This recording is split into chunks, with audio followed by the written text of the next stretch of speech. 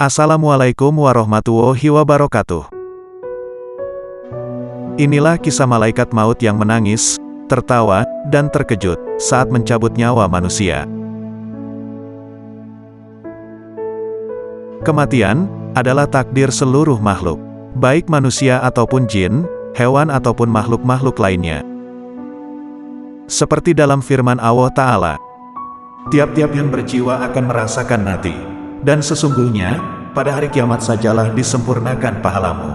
Barang siapa dijauhkan dari neraka dan dimasukkan ke dalam surga, maka sungguh ia telah beruntung. Kehidupan dunia itu tidak lain hanyalah kesenangan yang memperdayakan. Surah Ali Imran ayat 185. Seperti yang kita tahu, tugas mencabut nyawa manusia adalah tugas malaikat Israel. Ketika menjalankan tugasnya, malaikat Israel tidak akan mengundur-undur dan tidak memaju-majukan. Semuanya sesuai dengan yang sudah ditentukan oleh Allah. Malaikat sebagai makhluk ciptaan Allah yang taat, senantiasa menjalankan tugas dengan baik. Sebagaimana dijelaskan dalam Al-Quran, tidak mendurhakai Allah terhadap apa yang diperintahkannya kepada mereka, dan selalu mengerjakan apa yang diperintahkannya. Quran Surah At-Tahrim ayat 6.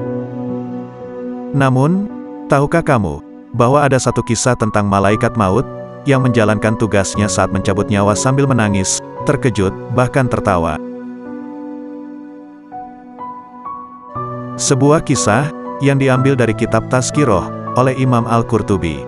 Seorang ahli tafsir terkemuka di kalangan Ahlus Sunnah wal Jamaah menjelaskan, salah satu kisah rahasia Allah Subhanahu wa Ta'ala tentang ajal, yang telah membuat Israel menangis, terkejut, bahkan tertawa saat akan mencabut nyawa manusia.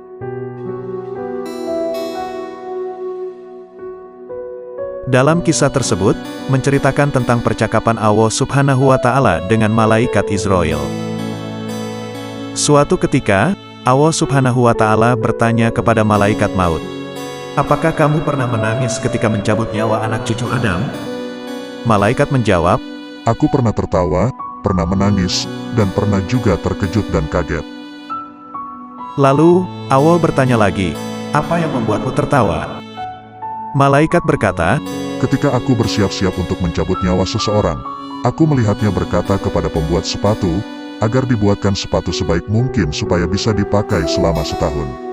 Aku pun tertawa, karena belum sempat orang tersebut memakai sepatu pesanannya, dia sudah kucabut nyawanya." Allah melanjutkan pertanyaannya, "Apa yang membuatmu menangis?" Maka, malaikat menjawab, "Aku menangis ketika hendak mencabut nyawa seorang wanita hamil di tengah padang pasir dan hendak melahirkan. Maka, aku menunggunya sampai bayinya lahir. Lantas, kucabut nyawa wanita itu sambil menangis saat mendengar tangisan bayi itu. Karena, tidak ada satupun orang yang mengetahui kelahiran bayi tersebut." "Lalu, apa yang membuatmu kaget dan terkejut?" Jawab malaikat, "Aku terkejut dan kaget ketika hendak mencabut nyawa salah seorang ulama engkau. Aku melihat cahaya terang benderang keluar dari kamarnya. Setiap kali aku mendekati cahaya itu, semakin menyilaukanku seolah ingin mengusirku. Lalu, kucabutanlah nyawanya beserta cahaya tersebut." Allah bertanya lagi, "Apakah kamu tahu siapa lelaki itu?" "Tidak tahu ya Allah." Jawab malaikat, "Sesungguhnya, lelaki itu adalah bayi dari ibu yang kau cabut nyawanya, di tengah gurun pasir gersang itu. Akulah yang menjaganya." Dari kisah ini, kita dapat memetik pesan, bahwa, nyawa kita bisa diambil kapan saja. Betapa tidak, bagaimana manusia dengan percaya dirinya akan menyambut hari esok, tanpa mengetahui bahwa esok adalah hari kematiannya. Maka dari itu, sebaiknya kita mempersiapkan bekal dengan memperbaiki diri, dan memperbanyak amalan-amalan baik untuk menghadap kepadanya kapanpun dan dimanapun. Sungguh, sebaik-baik bekal adalah takwa. Semoga kita semua menjadi orang-orang pilihan Allah Subhanahu wa Ta'ala untuk menginjakan kaki di surganya kelak. Dan semoga kisah ini bermanfaat dan dapat menginspirasi kita semua. Amin. Wallahu a'lam bishawab. Wassalamualaikum warahmatullahi wabarakatuh.